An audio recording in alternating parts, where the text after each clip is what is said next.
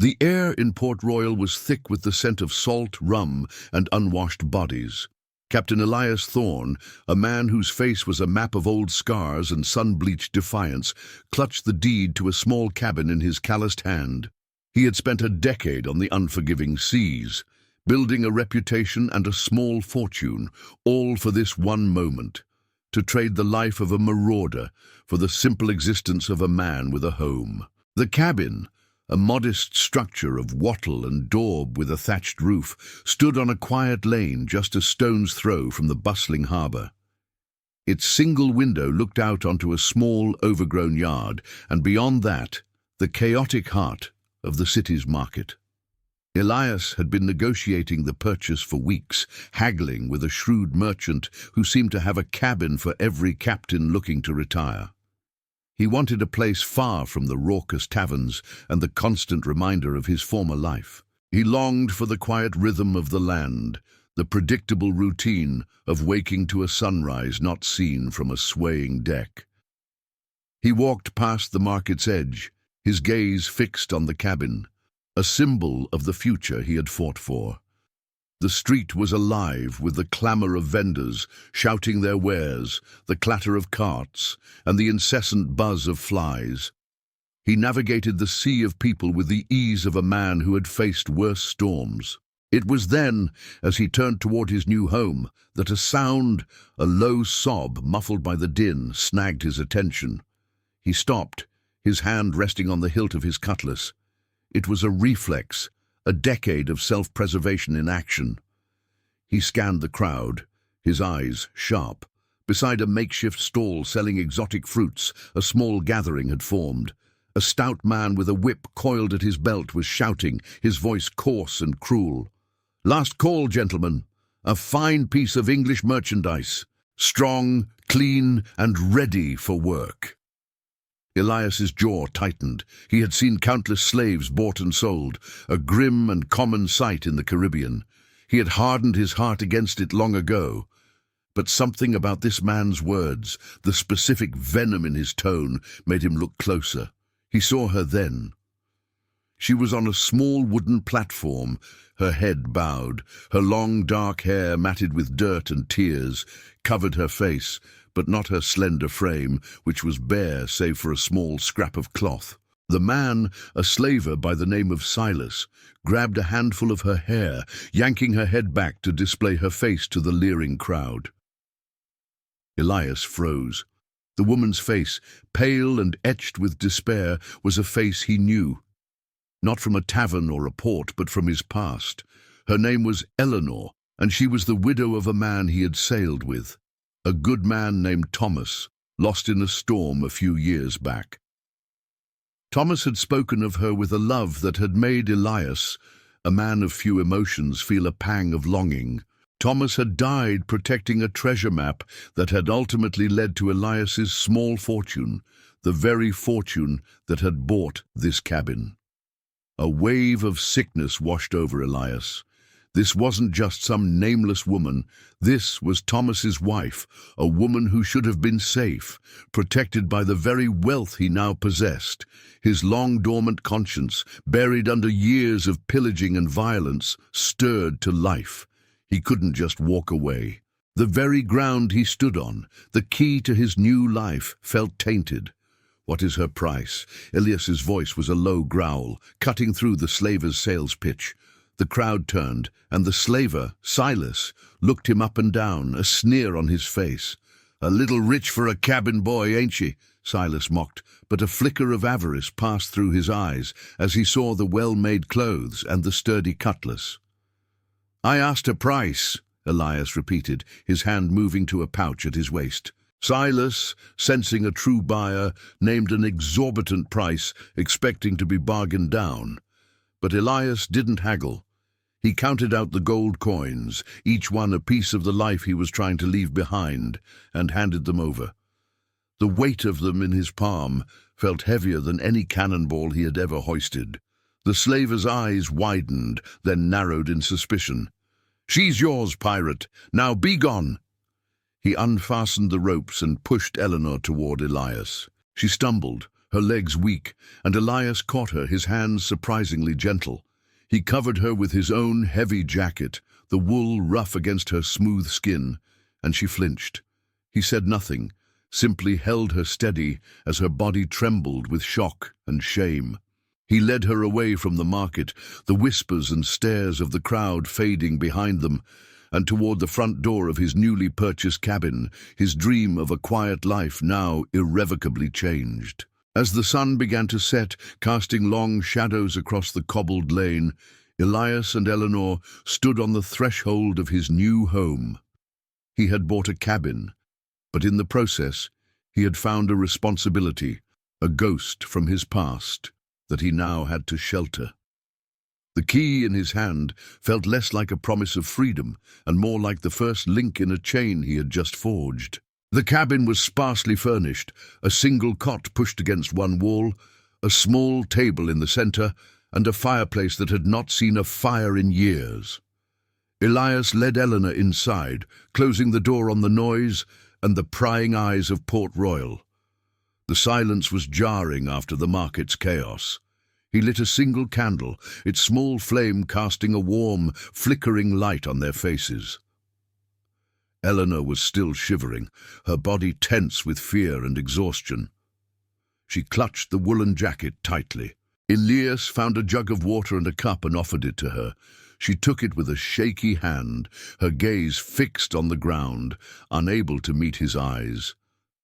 "Eleanor," he said softly, his voice rougher than he intended. "It's me, Elias, Thomas's friend." Her head snapped up. Her eyes, red-rimmed and hollow, searched his face. A flicker of recognition passed through them, followed by a rush of confusion and disbelief. "Elias," she whispered, her voice a mere thread of sound. How are you here?" "I bought a cabin," he said, gesturing vaguely around the room. "I was on my way to it, and I saw you." He didn't know how to explain the rest, the debt he felt he owed, the shame he felt for having the wealth that should have been hers. She didn't press. Instead, she collapsed onto the cot, the tension in her body finally giving way to bone-deep weariness. Tears began to stream down her face, silent at first, then racking sobs that shook her entire frame. Elias, who had faced down naval galleons without flinching, was completely lost. He stood awkwardly, unsure of what to do. "Thomas, he's dead," she finally sobbed, the words a raw, painful confession. "They took everything. They said he was a pirate's friend. They took our home, our son, my boy." The weight of her words landed on Elias like a crushing blow. A son. Thomas had never spoken of a son. Elias's hands balled into fists. The gold that had bought her was a meager price compared to the life they had stolen. He sat on the floor opposite the cot, giving her space. "Tell me everything," he said, his voice a low command. She spoke, haltingly, her story spilling out in fragments. After Thomas's death, his reputation as a friend of pirates had made her a target. Local authorities, backed by ruthless merchants who sought to confiscate property, had stripped her of everything. They had seized her home, her few possessions, and worst of all, her young son, sold to a wealthy sugar plantation owner. Her own capture and sale had been the final brutal act of a system that preyed on the vulnerable.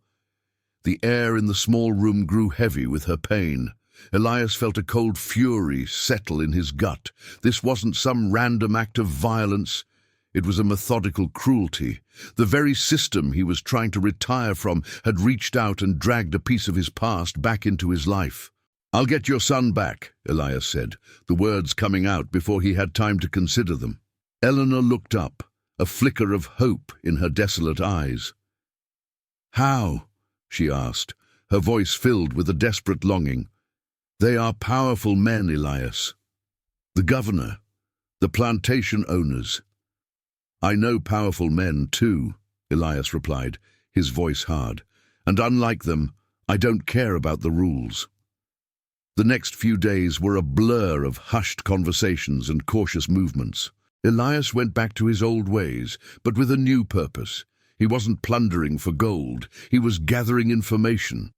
He met with old contacts in the city's hidden alleys and smoke-filled backrooms, men and women who dealt in secrets and favors. He learned the name of the plantation owner, a man named Josiah Finch, known for his vast sugarcane fields and his brutal treatment of his enslaved workforce. Elias also found two old crewmates, men he trusted implicitly. One was a former ship's carpenter named Finn, a quiet, observant man with a knack for lockpicking and an eye for structural weakness. The other was a towering, jovial former gunner named Ronan, a man whose easy laugh belied his strength and his loyalty. They had both retired from piracy, but a call from Elias and a promise of a rescue mission, a chance to right a wrong, was enough to bring them back. Ronan looked at Elias, a question in his eyes. "You're sure about this, Captain?" he asked. "Going after a man like Finch is no small thing. It's not just a quick raid." "It's not about the money, Ronan," Elias said, his gaze steady. "It's about a debt, a life."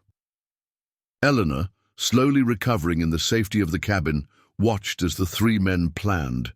The fear was still there, but a new resolve was growing. She hadn't just been rescued, she'd been given a chance to fight back. She drew a map for them, detailing the grounds of the plantation from memory, pointing out the slave quarters, the guards' routes, the secluded paths that bordered the dense jungle. She was no longer just a victim, she was a participant in her own liberation. As Elias packed his bags, a map of the Finch plantation in hand, he looked at his small cabin. It was still a promise of a new life, but that life was no longer one of quiet solitude. It was now tied to the woman who sat on his cot, to her pain, and to the boy he had to rescue. The path to his freedom had become the path to theirs. Under the thin moonlight, Elias, Finn, and Ronan moved through the dense jungle surrounding Finch's plantation. Using Eleanor's map, they bypassed the guards and reached the slave quarters. Finn silently neutralized the single guard, while Elias found a small, terrified boy in a hut. He scooped the child up, a fragile bundle of bones and fear, and held him close, feeling a fierce, new sense of protectiveness. The boy was Arthur, Eleanor's son. They returned to the cabin under the cover of a pre-dawn mist. When Elias opened the door, Eleanor rushed forward, her eyes falling on the boy in his arms. A cry of pure joy escaped her as she took him, holding him tightly. Elias watched the reunion, realizing this moment was a treasure more valuable than any he had ever plundered, a life restored, a family reunited. With Finch now aware of their actions, they had to leave Port Royal quickly. Elias used the last of his fortune to buy a small sloop. As they sailed away, leaving the city behind, Elias knew his dream of a quiet life on land was over. His purpose had changed. His compass no longer pointed toward buried gold, but toward a future he would build for this small family.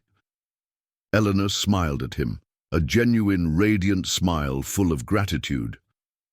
"Thank you, Elias," she said. He simply nodded, turning his gaze back to the sea. The pirate had found his redemption not in a cabin on land, but on the open sea, with a new purpose to guide him. Thank you for watching. If you enjoyed this story of love, redemption and adventure on the high seas, be sure to subscribe to our channel for more tales that will transport you to a world of daring pirates and unforgettable journeys. Hit the bell icon so you never miss a new story.